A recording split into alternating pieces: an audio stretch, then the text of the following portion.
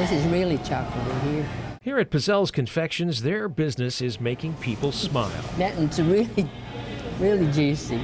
And business is good. Absolutely.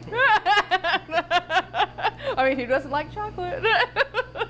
They go through a lot of chocolate at their low mill locations, slicing off their little piece of the more than $20 billion worth of chocolate sold in the U.S. each year.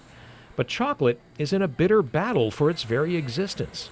We haven't had really any issues with sourcing our chocolate, but I know that that's a big concern for chocolatiers. Indeed it is. The chocolate that we enjoy begins with seeds from the cacao tree. It's native to tropical forests around the world, especially Central and South America and Africa. And that has always been its Achilles heel. Because it grows only in warm, humid places, it's especially susceptible to fungus and disease. Frosty pod rot, swollen shoot virus, and witch's broom. That witch's broom, yeah, that will then spread rapidly throughout the population of those trees. Enter Jeremy Schmutz and his team here at Hudson Alpha. Through a grant from candy maker Mars Wrigley, they're saving the cacao tree by mapping its molecular makeup.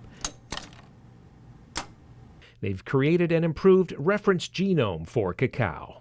And what that is determining the DNA sequence, the underlying genetic code of a plant.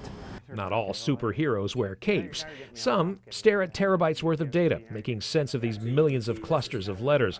They represent the very building blocks of the cacao plant, what makes it grow better, bigger, fight off diseases, or not.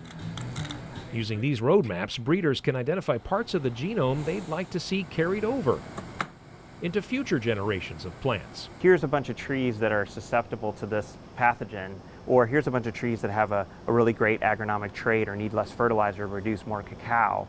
And then say, it's easy now to use our existing resources to mine and understand what the molecular basis is for those traits, and then be able to put those back into the breeding pipeline again. I know what you're thinking. Holy cacao, they have made a confection connection that's going to keep us swimming in chocolate forever. They prevented worldwide chaos on the candy aisle. Well, it's a start. What they've done is streamline the process of selective breeding, something farmers have been doing in the field for centuries, targeting specific genetic traits to ultimately produce a healthier cacao tree and tastier chocolate. Selecting for the good stuff, you can also select against the bad stuff, thereby making a more robust plant out the other side.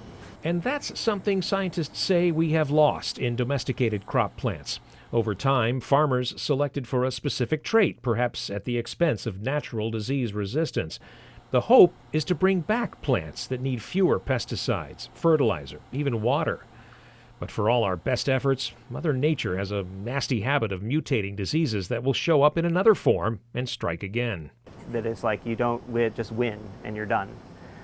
This is really a continuous process where you're trying to respond to what's going on in the environment where you're growing these trees. Using this new reference genome, researchers will be able to guide crossbreeding efforts more quickly. So that people can continue to raise cacao trees, and we can continue to enjoy the fruits of the cacao tree. And that sounds pretty sweet to Michelle and chocoholics everywhere. I think that that's absolutely amazing, just to help the farmers, help the whole chocolate community, basically.